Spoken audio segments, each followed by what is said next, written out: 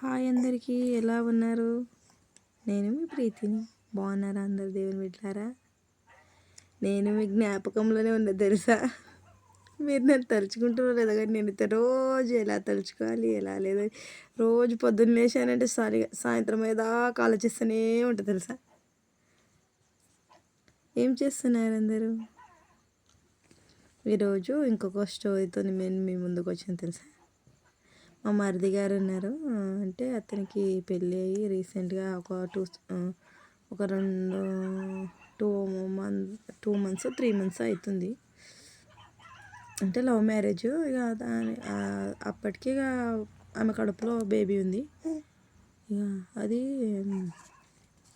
9 months అయింది. ఇక అందరు హాస్పిటల్లో చెప్పిరంట ఆమెకి పాప పెరుగుతలేదు, నువ్వు హాస్పిటల్కి చూపించుకుంటే మంచిది అని అన్నారంట. కానీ కొంచెం పూర్ పీపుల్స్ కదా, ఇక అట్లనే చెప్తారులే డాక్టర్స్ ఏమి అని మనం అందరమే అనుకుంటాం, ఆమెనే కాదు అందరు అనుకుంటారు. అలా అనుకుందంట. మా పాప మళ్ళీ స్టార్ట్ చేసింది ఇంకా మీతో మాట్లాడుతుంటే తనే మాట్లాడుతుందంట అందరికన్నా ముందు. అలా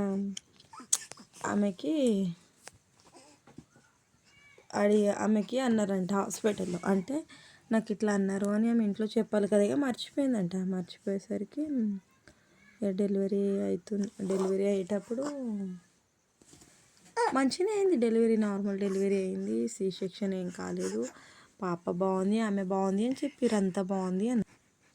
అయితే ఇక డెలివరీ అయిన ఒక 10 సెకండ్స్ 20 సెకండ్స్ అట్లా అయినాక మీ పాపకు బాగాలేదు, ఎక్కడికైనా వేరే హాస్పిటల్కి తీసుకెళ్ళండి అని చెప్పారు. చెప్తే ఎంతసేపు బాగానే ఉంది, ఇప్పుడు ఏమైంది మేము అనుకున్నాము.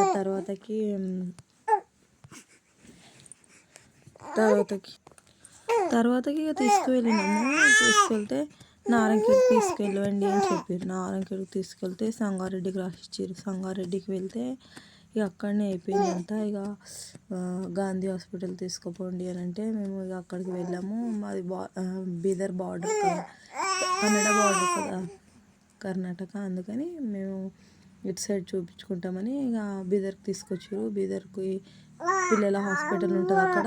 ఇక ఆ పిల్లల హాస్పిటల్లో అడ్మిట్ చేస్తే 3 రోజులు అడ్మిట్ చేయించుకున్నారు. ఎన్ని 1,20,000 50,000 అయినాయి. ఎన్ని అయినా పర్వాలేదు కానీ పాప బతకాలి అని చాలా ఆశపడ్డారు పాపం. కానీ వాళ్ళ దైవంలో లేదేమో, అది పుట్టి వెళ్ళిపోయిందేమో. ఇంకా వెళ్ళిపోయింది. వాళ్ళ భార్యకి చెప్పలేరు, ఎవరికి చెప్పలేరు. ఇక తీసుకొచ్చారు ఇంటికి. చాలా వాన పడుతుంది. ఇంకేం చేయాలి అని నైట్ 12 o'clock అయింది. ఇక వాళ్ళు అప్పుడు చెప్తున్నారు హాస్పిటల్లో, ఏమైనా చేయండి, ఏమైనా లేదు, హాస్పిటల్ నుంచి శవం తీసుకుపోండి, బాడీ తీసుకువెళ్ళండి, ఇంకా బాడీ దానికి ఏమంటారు ఉబ్బిపోయింది, మొత్తం పగిలిపోతుంది, తీసుకువెళ్ళండి ఇంటికి అని చెప్పారు.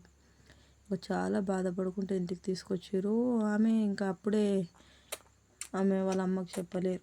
వాళ్ళ అమ్మకి చెప్పకపోయేసరికి ఆమెకి తర్వాతకి తెలిసింది, నా కొడుకుకి నేను లాస్ట్ ఒకసారి చూసుకునేదాన్ని కదా, ఎందుకు అట్లా చేసారని చెప్పి చాలా ఏడ్చింది పాపం. నాకు చాలా ఇబ్బంది అనిపించింది తెలుసా. లాస్ట్ ఒకసారి నేను చూసేదాన్ని కదా, నాకు ఎందుకు చెప్పలేరు అని చాలా ఏడ్చింది. తన ఏడుపులో కూడా న్యాయం ఉంది కదా. 9 నెలలు మోసి కన్నది, ఒక్క నిమిషం కూడా ఎత్తుకోలేదు. తనని ఇక నడి రోడ్డులో వదిలేసి ఇంటికి ఇక అందరూ శవం దగ్గరికి వచ్చేసారు. ఆమె ఎందుకు ఏడుస్తున్నారు అంటే ఏం లేదు, పాపకు కొంచెం సీరియస్ ఉందంట, హాస్పిటల్లో ఉందని చెప్పారు. ఇంకా 3-4 రోజులు అయినాక ఏం లేదు, పాప మీద ఆశ వదులుకో, చచ్చిపోయింది అని చెప్పారంట. ఇంకా చాలా బాధపడ్డది. నాకు మళ్ళీ కొడుకు పుట్టాలక్క, నా కోసం ప్రార్థన చేయక్క ప్లీజ్ అక్క అని చెప్పింది తెలుసా. ఒక చిన్న ప్రార్థన చేసుకుందాం ఆమె పేరు మీద. పరిశుద్ధుడా మోహనతుడా సర్వశక్తుడు అన్న తండ్రి యెహోవా, సర్వాధికర్త అయిన యేసయ్యా, ఆ బిడ్డని ముట్టి ఆశీర్వదించు తండ్రి. తన కడుపులో ఏ సైతాన్ కార్యాలు అన్ని తొలగించమని నడుచున్నా తండ్రి. ఆ బిడ్డని జ్ఞాపకం తెచ్చుకో తండ్రి. ఆ బిడ్డని నీ సన్నిధానంలోకి రావడానికి సాయం దయచేతండి. నీ ఆరాధనలో కూర్చోడానికి సాయం దయచేతండి. ఆ బిడ్డని సాక్షి బిడ్డని నిల్చోవడానికి సాయం దయచేతండి. ఆ బిడ్డని ముట్టి ఆశీర్వదించుతండి యేసయ్యా. ఆ ఆ బిడ్డకు మళ్ళీ పండంటి మగ బిడ్డ పుట్టడానికి సాయం దయచేతండి. ఆ బిడ్డను ముట్టి ఆశీర్వదించుతండి యేసయ్యా. ఆ బిడ్డ ఏది కోల్పోయిందో తనకు తిరిగి వచ్చడానికి సాయం దయచేతండి. ఆ బిడ్డని జ్ఞాపకం తెచ్చుకోమని అడుగుతున్నాను తండ్రి. వాళ్ళిద్దరి దంపతులు నవ్వుకుంటూ సంతోషంగా కాలాన్ని గడపడానికి సాయం దయచేతండి. వాళ్ళని జ్ఞాపకం తెచ్చుకోతండి యేసయ్యా. వాళ్ళు ఏది కోల్పోయారో వాళ్ళకి తిరిగి ఇస్తావని మేము నమ్మాము యేసయ్యా. మమ్మల్ని జ్ఞాపకం తెచ్చుకోతండి. దారిలో వాక్యం ఉంటే వాక్యమే దేవుడయ్యాడని చెప్పావు తండ్రి. అవును తండ్రి, మేము నమ్మాము యేసయ్యా. మమ్మల్ని జ్ఞాపకం తెచ్చుకోమని అడుగుతున్నాను తండ్రి. మేము పాపులం తండ్రి. మా పాపి కోసం మా పాపి ప్రార్థన వినండి తండ్రి. మా పాపి కోసం నువ్వు సిలువ భారం మోసావు తండ్రి. మమ్మల్ని జ్ఞాపకం తెచ్చుకో తండ్రి యేసయ్యా. మమ్మల్ని ముట్టు తండ్రి. మమ్మల్ని జీవించేసయ్యా. వాళ్ళిద్దరి దంపతుల మధ్య ప్రేమాన్ని నింపమని అడుగుతున్నాను తండ్రి. అనురాగ్యాన్ని నింపు తండ్రి. వాళ్ళ బాధ అంతా మర్చిపోయి వాళ్ళు మళ్ళీ కొత్త జీవితం స్టార్ట్ చేయడానికి సాయం దయచేతండి. నీ సహకారం లేదు, నీ ఏది కాలేదు యేసయ్యా. ఆ బిడ్డని ఇచ్చి తీసుకువెళ్ళావు తండ్రి. నోటికి వచ్చిన అన్నాన్ని వెనకకి తీసుకున్నావు తండ్రి యేసయ్యా. ఆ బిడ్డని ముట్టి ఆశీర్వదించుతండి. వాళ్ళని సాక్షి బిడ్డనై నిలిచడానికి సాయం దయచేతండి. వాళ్ళని జ్ఞాపకం తెచ్చుకోతండి. వాళ్ళని ముట్టుతండి. వాళ్ళని జీవించేసయ్యా. నేను పాపిని తండ్రి, నా పాపి ప్రార్థన వినమని. ఎక్కడ ఇద్దరు ముగ్గురు కూర్చుంటే వాళ్ళ మధ్యలో నేను ఉంటానని చెప్పావు తండ్రి. నా మధ్యలోకి దిగిరమ్మని అడుగుతున్నాను తండ్రి. చిన్న ప్రార్థన ఏదైనా తప్పుంటే క్షమించమని నీ పాదాల కింద నా ప్రార్థన పెట్టి అడిగి వేడుతున్నాను తండ్రి. Amen amen. యేసు రక్తకే జై, సిలువ రక్తకే జై. యేసు రక్తకే జై, సిలువ రక్తకే జై. అందరూ ఆమె కోసం ప్రార్థన చేయండి.